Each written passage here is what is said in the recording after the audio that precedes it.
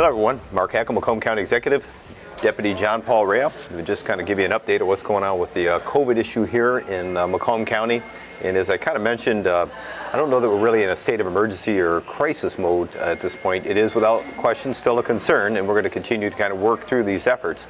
But with that being said, by the end of the month, our state of emergency does run out or expires, and we're going to allow it to expire, not asking the board for any reconsideration for more time. And I say that for this reason. When you have a state of emergency, really the only thing in play there is the ability to bypass a legislative process. And that's to get contracts and things awarded, maybe even moving some of the employees fluidly in and around in areas where you need them.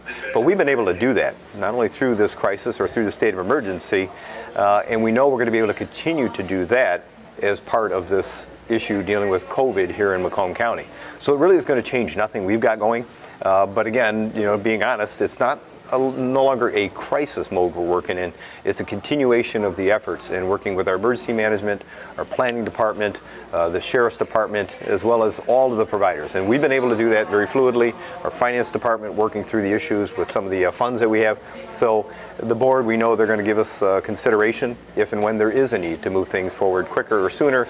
So really, we don't want to continue to perpetuate this concern of it being an emergency crisis when really it is not. It's a matter of figuring out how do we continue to control this concern that we have. So with that, I say that because if you look at the numbers, incredibly low in comparison to some of the highs that we had, and JP, you have some of those numbers. Yeah, Mark, as we start to transition into containment, as you said, knowing that we have all the necessary systems in place to manage wherever the virus is going, how we continue to work on the public health front, how we continue to respond to the economic crisis. Very positive trends when we look at our COVID indicators as established by the state of Michigan. Our 7-day average for death is under a half of death every 7 days. Our 7-day average of cases per million is we're only seeing about 9.4 cases on that end. And then again, the percent of positive tests over a 7-day average is all those individuals being tested is now at only 2.2%, which is below that 3% indicator, which is that threshold where we continue to rephase in different elements of the economy. Now compare that to the highs that we had. When we talk about deaths per day, we're averaging less than a half a death a day. That's correct. Which obviously is always a concern, but it's a concern. Whereas opposed to the crisis mode or state of emergency, we were looking at about 30. It was about 30 to 33 when we kind of hit our peak and came on down on that end. So you talk about flattening the curve when it comes to the deaths. It's incredible. Now let's talk about the number of cases that we averaged. High was about 200. But 212 somewhere around there when we were out there, probably towards the end of March where it looked at, and right now we're only at about 9.4. So that's incredible low, if you will. And then obviously this percentage, boy, the percentage of tests that turned out positive of people testing was right around 46% of the tests, and now we're at 2.2%. We were nearly at half of the individuals that were tested at the onset of the virus were testing positive. But again, with the management protocols that we put in place, obviously with the personal responsibility individuals are taking, as businesses start to open up, want to be a part of that solution, as individuals have really kind of recalibrated their day-to-day lifestyles, I think we're managing this a whole heck of a lot better, Mark, and the numbers definitely prove that each day. So to perpetuate this fear of it still being a crisis, we can't do that based upon the numbers. But now let's look at the response. When we first started, there was no stockpile of PPE. We were scrambling, trying to figure out how do we get masks, how do we get gowns, how do we get the sanitization type of liquids, how do we deal with the issue with face shields. We had been able to figure that out, and now we have a stockpile. In fact, we're working with businesses to get them out to the businesses, and that's through some of the efforts that we've had with our planning department and emergency management to get businesses those packages if they need them. Mark, it's about Macomb County caring for small business. As you announced last week, not only with the new grant program that's out there with the sustainability grants that are available at macombgov.org, but obviously the business startup kits that are up there. Having that stockpile of PPE, as our emergency management team has been able to procure these from reputable vendors and ensure that we have enough not only for the operations that are absolutely critical to county government, our first responders coordinating with the healthcare professionals across the county too. We now have a stockpile of resources that will ensure that wherever this virus goes next, we'll be able to deploy them as strategically as possible to combat anything that does arise on that front. So not only for the current situation we're in, but also if there is some type of, I guess, if you will, resurgence. So if the numbers do start to go up, we're prepared to handle it. But let's turn to our healthcare providers. Same thing. When they were looking or concerned about whether or not they had enough bed space available to handle this. Now they are saying we're open for normal business in our hospitals, and they can continue to take care of any of the issues that we see moving forward. So our healthcare, our hospitals are better prepared now than they were at the onset of this, as well as our health department, who does a lot of the testing as well as the contact tracing. Where we started off, it was a scramble to try to figure out how do we reach out, contain this by getting a hold of people that tested positive and the people that they had contact with. We have now 60 people that are working in our health department dealing with the contact tracing as well. So even the healthcare facilities and the healthcare industry is prepared to handle this, not only currently, but even if there was a resurgence, whereas we were behind at the onset of this. Mark, it's the whole notion of being nimble and being adaptive, so whether it's something with the need for us to procure PPE, whether it's the ability to get critical resources to the businesses, but now as we're seeing, some of the new mandates coming down from the congregative senior facilities around the county and some of the testing mandates, our team is already assessing how we support them, whether it's through material, whether it's through test materials, whether it's through other type of partners that can help in, and even exploring how we can leverage some of these CARES Act resources that we have.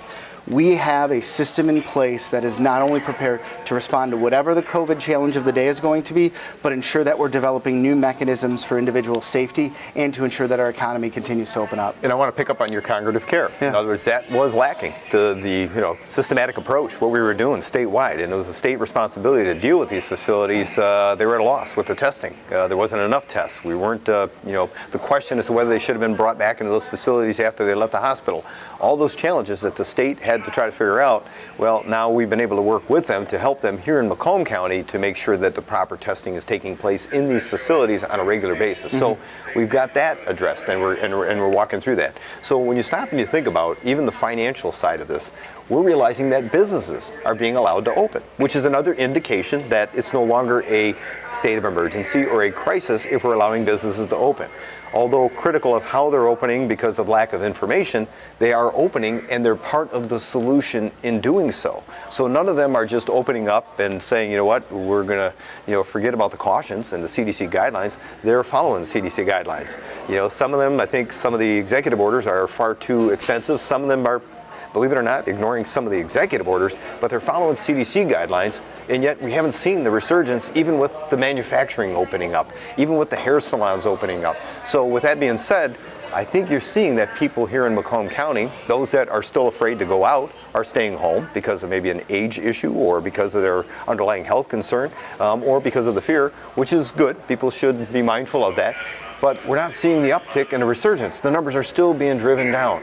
So for anyone to continue to say it's still a state of emergency or that we've still got this state of crisis going on here, I think the only reason some, I guess if you will, elected officials do from an executive branch, and I'll be honest about it, is to bypass the legislative branch. And you can't do that as a matter of convenience. You have to do it because it is a true crisis. It is a true state of emergency to get things ramped up so you can get the things you need to get done. But once you've got them in place, you need to be open and honest about the reality that is no longer a state of emergency or crisis.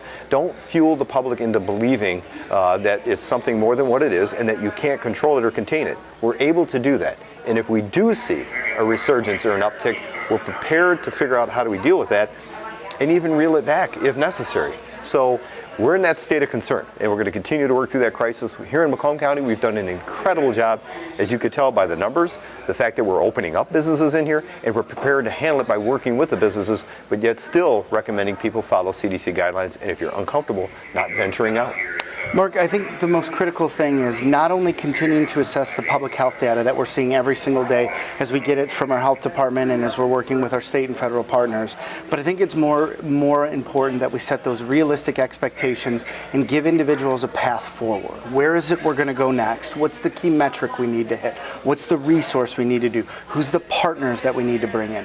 That's the way that we've always approached things here from our EOC. It was never to be stuck in a certain area and just everyone say, hunker down, this is the only thing that we can do. No, there's many ways to tackle the crisis that may arise, but more importantly, there are ways to provide real information to individuals so they can make informed decisions for themselves, their families, and their businesses. Yeah, so credit to the healthcare industries, our business partners, general public, people like yourself that are watching, for being a part of the solution. And now the questions I get, and I get inundated on a regular basis, is how do we reopen some of our businesses, whether it's a business owner or a person who likes to go to that particular business. We had this concern about the restaurants early on. wanting to get them back up and running. We talked about, the landscapers, how do they get up and running? And the concern I have isn't the fact that we needed a shutdown. We needed to figure out what was essential versus non-essential. That was the right thing to do. It had to be done, and everybody was part of that solution. But it's the lack of understanding as to what it's going to take to open those up that's really causing a lot of confusion and a lot of angst with people, and with myself not being able to give the proper answer. Early on, it was very simple. We need to flatten the curve, and we all understood what that meant. But then all of a sudden now there was a categorization as to when the curve gets flattened, who can open and when they can open. And so the color-coded combination thing came out without a lot of real numbers or statistics, or data drawn into that. So we couldn't answer a lot of those questions. So let's get to some of the current issues and concerns about some of the business that we're being inundated with. The theaters. Imagine Theater is talking about opening up, even though they're disagreeing with the governor's allowing them to open. We're talking about some of the health clubs or fitness centers that are opening. Some of them are just go ahead and saying, you know what, I'm throwing caution to the wind. I'm opening it up, but I'm going to do it in a very responsible way, even though I know I might get in trouble as a result of it. Well, getting in trouble means your local law enforcement agency has to make some type of complaint or send something to the prosecutor's office. There are a few of those out there, but I don't blame them for the push, because there is no definitive answer as to when they can open. And stop and think about this. It's stated that we're in phase 4 based upon these numbers. Yet in phase 5, restaurants are located. They're open. They're open because some other metric. We don't know what that means. So I can't answer as to why we opened up restaurants, although I agree they need to be open, but allowed to do so when we're in phase 4, I don't understand that. So when you got health clubs saying, why can't we open? We're prepared, we're ready. You opened up in the north part of the state. If it's in phase 5, which we're not sure where it's located, and we're opening them up in the north part of the state, then how come they can't open down here? And if it's because of these work groups that we're hearing about, well then, didn't the work groups already do their job up in the north end and allowed them to open? Wouldn't it be the same things that would apply to the health clubs here in southern part of the state? So I don't have an answer, and it's very frustrating, because every time you do, you get kind of a mixed message, and that's what I'm getting out of the state. And so all I can tell you, and I keep getting these calls and emails from health clubs, from Andy Appleby, who runs the Jimmy John's Stadium in the sports complex over there, Barrymore's, Rick Iceberg. When can we open? I can't answer your question. I can't answer it based upon the data. I can't answer it based upon the facts that I'm getting as far as out of Lansing. But suffice it to say, the curve has been flattened here in Macomb County. The numbers are drastically low. We are prepared to handle any resurgence. And so my statement to the governor is, allow these businesses to open, or give them a better understanding of what it's going to take, because they are asking for that, and so are the patrons. And the people that don't want to go and are still concerned don't have to go. Or the businesses that don't want to open because they're still concerned don't need to open. But allow the ones that want to open, because we're not giving them very good direction right now as to what it's going to take. And this is their livelihood. This is a concern for them.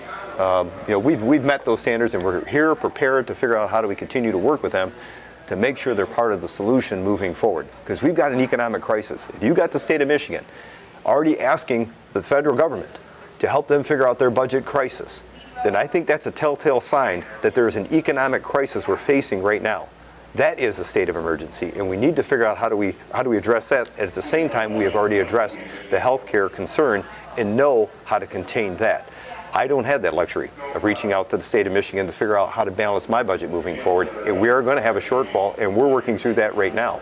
I wished I had the luxury of asking the state how to help me solve my problem, or the federal government. I don't believe it's either one of their responsibilities. It's my responsibility to figure out how do we make sure that our budget is balanced for 2021, 2022, and we're working through that right now, much like I think needs to happen at the state level as well as the federal government. Mark, I think a key element of all of this is clarity. What is the metric? What is the protocol? What is the safety standard that's going to be able to get us in place to take that next step, not only with engaging our economy, but figuring out what our operations are going to look like. And it's through that clarity where we have the confidence to take those steps with our community, with our business partners, with our healthcare professionals, with all those individuals who have raised to the challenge of COVID, and figure out how we go next as a community moving forward in the safe and most responsible way.